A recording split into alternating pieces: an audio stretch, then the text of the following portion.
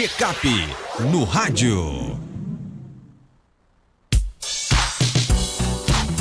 Checkup no rádio com o Dr. Belísio Neto, médico geriatra. Seja bem-vindo aqui ao nosso Panorama 95. Dr. Belísio, bom dia.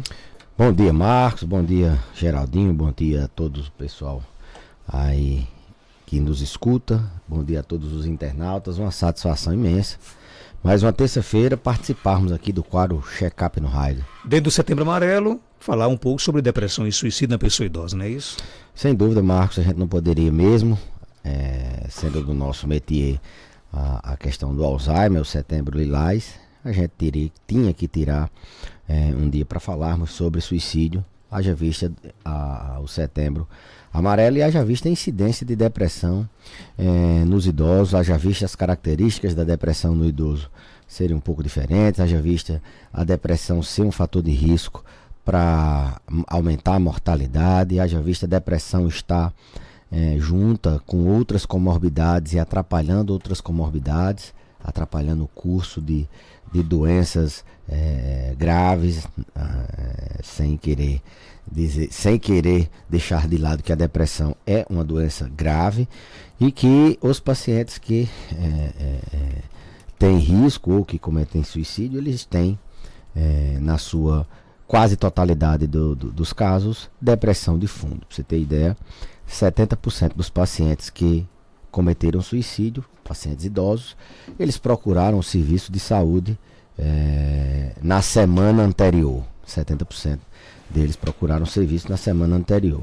E a gente tem que abordar esse tema, não deixar de lado que isso acontece também nos pacientes idosos. É muito mais chocante quando acontece em algumas faixas etárias mais cedo, né? Um jovem, ou mesmo adolescente, ou um adulto produtivo, mas nos idosos talvez a gente tenha uma certa, um certo, eu não diria preconceito, mas um certo desdém, de achar que já está perto de chegar ao fim. É menos traumático teoricamente, mas à medida que os anos passam, o risco de suicídio ele aumenta. Então o idoso é a população, a faixa etária que mais tem risco de se suicidar, e eles são muito mais letais. Eles conseguem com muito menos tentativas, assim vamos dizer. A cada 4 tentativas, esse número ele é cabalístico, ele é um número de estatística. A cada 4 tentativas, o idoso ele consegue. O adulto jovem ele tenta 250 vezes para conseguir isso é uma média, né? O idoso menos. O idoso ele tenta menos, então ele consegue muito mais. Pela fragilidade, não? Existem algumas explicações. Pela fragilidade, ele tem tem muitas comorbidades, ele pode ser mais, é muito mais pela resiliência pelo amadurecimento das suas ideias. Quando a gente envelhece, a gente fica mais toma decisões mais centradas, decisões mais certeiras, a gente é mais assertivo nas decisões. Então acredita-se que por essa maturidade deles, eles tomam a decisão e executam, mas também por vulnerabilidade, por doenças, eles têm essa eficácia. Não se tem ainda, mas infere-se que por isso. Então eles são muito mais letais. Consequentemente, a gente tem que estar muito mais atento não só quando perceber no discurso uma ideação, né? Quando ele na conversa, aquele idoso que tem ideação, algumas atitudes. Obrigado, Boa. Bom dia. Cafezinho maravilhoso. Cafezinho maravilhoso, hoje não tem o que reclamar. Agora eu comecei a receber cafezinho aqui, não é só você não que recebe. Rapaz. Bom, então, algumas atitudes. Primeiro, identificar o que leva o paciente a cometer um ato desse. Não, é porque ele está endividado. Não, é porque ele teve um problema com a esposa, é porque um filho teve um problema. Esse é o gatilho.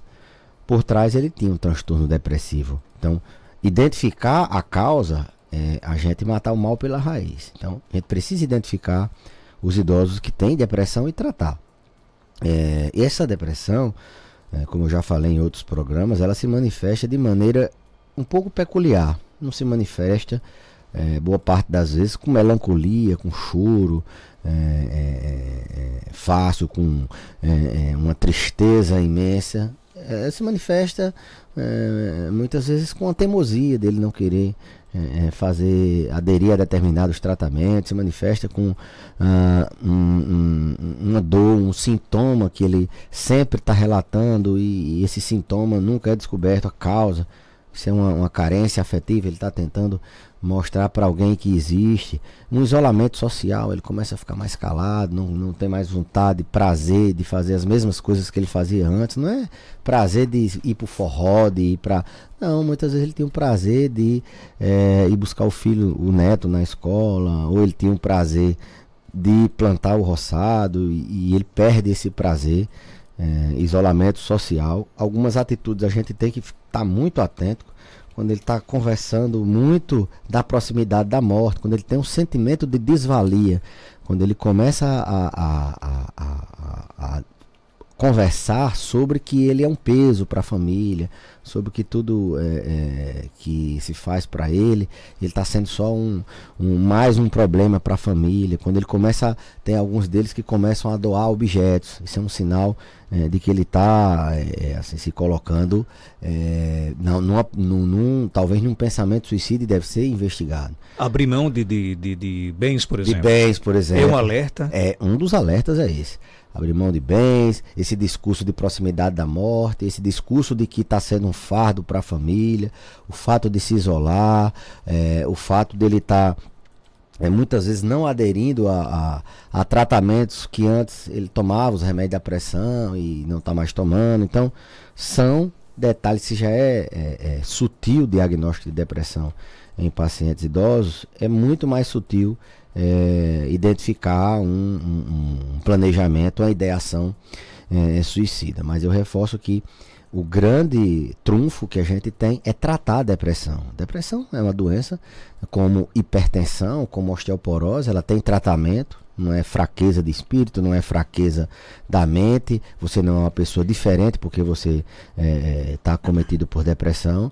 Ela pode estar de maneira subsindrômica, o que eu escuto muitas vezes. Não, meu pai sempre foi assim, ele sempre foi irritado, ele sempre foi emotivo, a família toda é emotiva. Eu digo, olha, então a família toda tem um traço, tem um risco de depressão, tem um risco de ter algum transtorno que justifique essa emoção. Logicamente que a gente tem critérios, né, de fechar diagnóstico. Então, se chegou ao ponto de alguns sintomas fecharem o critério, ou mesmo terem muitos sintomas de depressão e fechar um critério de um tipo de depressão chamada subsindrômica, ou seja, com poucos sintomas, a gente precisa tratar. Você vai salvar seu avô, sua avó, seu pai, sua mãe, se você se colocar ao lado, né, que é uma das medidas que a gente faz na depressão, e levá-lo para tratar. E lembrar que o paciente idoso, não importa o grau de dependência dele, existe aquele suicídio assistido, aquele paciente que se entrega, ele é acamado e a partir daquele momento ele não quer mais comer, ele não quer mais beber água, ele está num grau de depressão, então ele entra no suicídio assistido, não é só aquele suicídio clássico que a gente conhece do paciente tirar a vida, não, mas tem aquele outro tipo de paciente, independente do grau de dependência que ele está, ele poder cometer uma tentativa de suicídio. Então, buscar sintomas depressivos, tirar esse estigma que depressão não, meu avô, minha avó não tem depressão, ele ri, ele brinca, mas ele se isola, ele é irritado, ele tem assim, um comportamento de que não tinha antes, entendeu? Então ele tá sem energia, sem prazer, ele tá com sono alterado, ele tá comendo menos, então ele tem um sintoma, uma dor de cabeça que nunca já foi investigada, ele tem uma dor no estômago que nunca foi investigada, ele tem vários sintomas que não são específicos, não tem uma doença que justifique. E além disso, Marcos, a depressão ela não anda só. Num paciente idoso, dificilmente.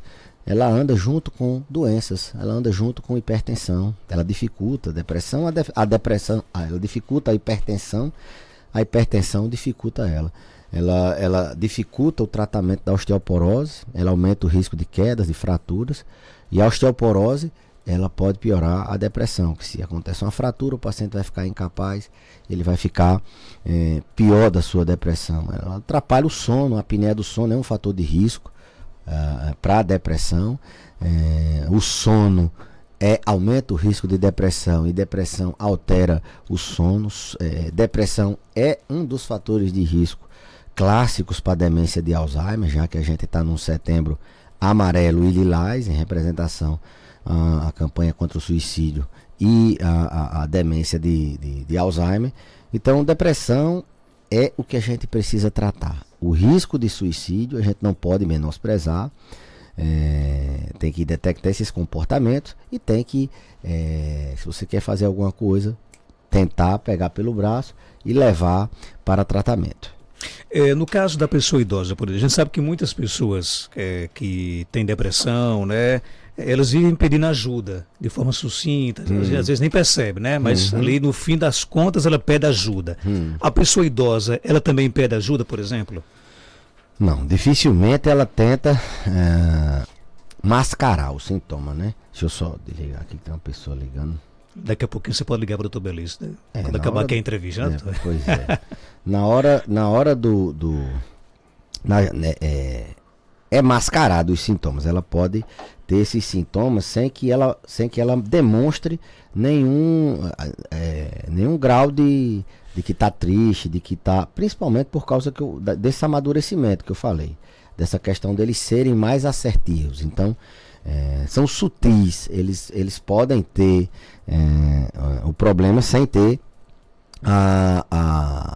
assim, dar alertas, deixar claro que ele quer cometer o ato. Ele comete sem nem mesmo a gente perceber. Tem um áudio aqui do nosso ouvinte, né? Do nosso WhatsApp, 992053030. Vamos colocar aqui no ar. Vamos lá, bom dia. Marcos Dantas, bom dia, doutor. Eu sou Adebal, poeta. Eu passei por uma experiência terrível. Eu andei cerca de quase um ano com a corda de nylon verde, com laço e um poema de despedida com ideia suicida. Até que um dia eu preparei o cadafalso, subi, numa madrugada de sábado aqui em Veracruz, e olhei para o horizonte. Na hora de eu consumar, eu me lembrei do que Salomão me disse.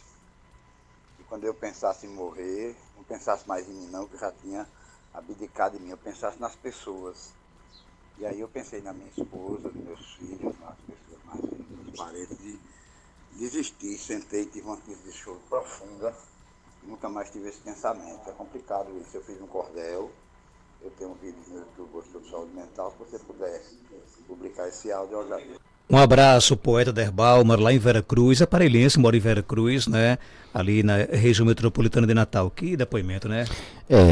A família que está próxima, rapaz, a pessoa...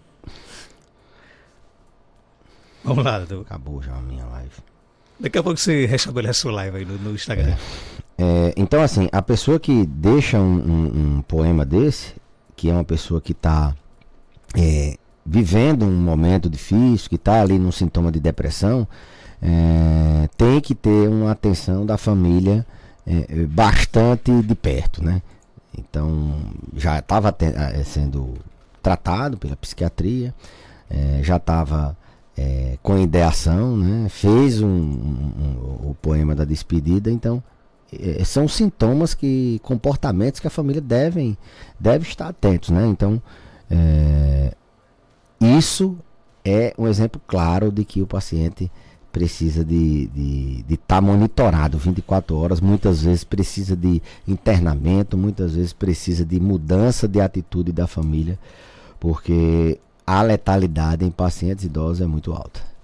E outra pergunta aqui do nosso ouvinte, né? Nossa ouvinte Maria José pergunta aqui o seguinte: doutor Belício, por que alguns idosos têm muito medo de morrer de depressão e por que outros com depressão tentam o suicídio? É uma questão assim, como é que eu posso dizer, de saúde mental, né? Quando o paciente ele tem ele tem uma ideação suicida,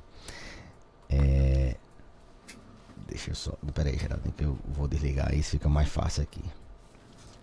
Quando o paciente tem um transtorno de ansiedade que o transtorno dele se manifesta com esse medo intenso de morrer, isso é um comportamento que provavelmente ele não vai ter, até porque esse sintoma é de ansiedade, medo da morte, medo de morrer, é um transtorno de ansiedade.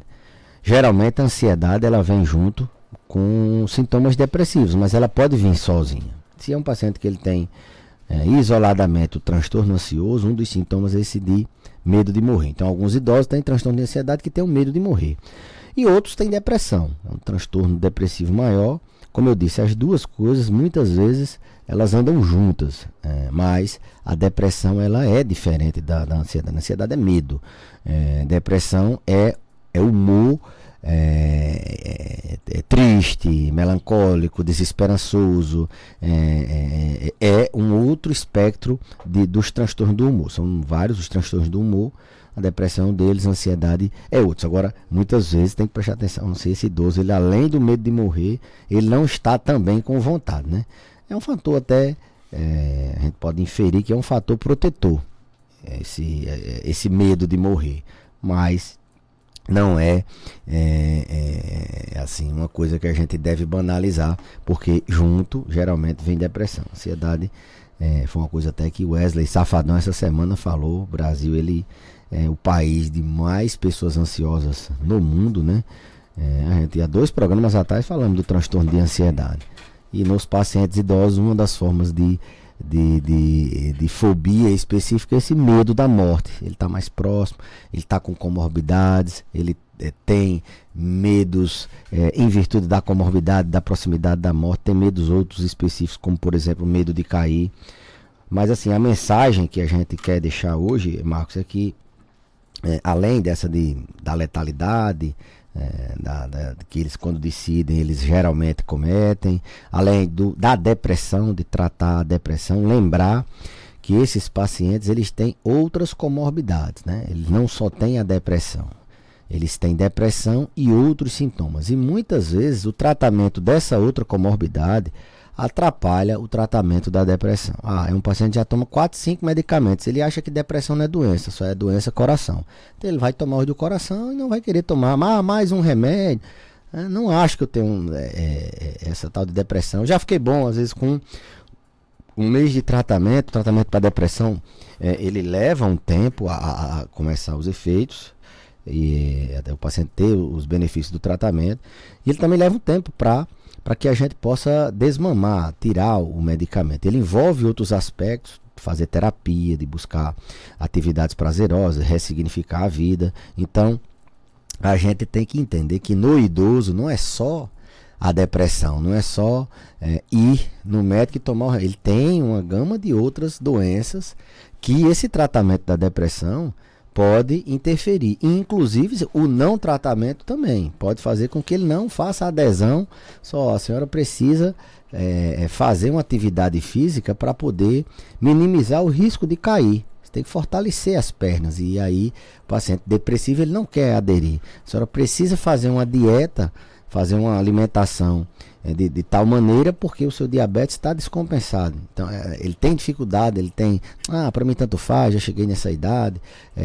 Então depressão mata pelo suicídio, e ela pode matar em virtude da não adesão de outros tratamentos para outras comorbidades. Obrigado pela sua participação. Amanhã, quarta, a gente ganha do Atlético Paranaense. Já fiz até as contas aqui, vamos para 42 pontos. Passar aqui o Palmeiras, vamos assumir aqui a vice-liderança do Brasileirão e vamos ficar a 9 pontinhos do líder Botafogo, né? Se Deus quiser. Marcos, aproveitando, eu queria reforçar mais uma vez. Você pediu a opinião de Geraldinho? Não, ninguém pediu a opinião de Geraldinho aqui. Não, amanhã a gente vai fazer o treino, né, de preparo para... Amanhã é um treino. Se Deus quiser, sábado estaremos lá. Vou dia. Você vai assistir. Vou sábado, domingo estarei grava no Maracanã, um vídeo, se Deus quiser. 2-0 para o Flamengo na primeira partida e na final vai ser 1-1. Se Deus quiser. Vídeo eu só publico depois do jogo, porque às vezes eu publico antes. Deixa eu só fazer uma. Não, é porque uma vez eu publiquei o vídeo antes, o Flamengo perdeu, todo mundo disse que eu era o pé frio do jogo. Divulgar, Marcos, a nossa semana do Alzheimer, né? Que vai acontecer do dia 18 ao dia 20. Ao dia 23, aliás.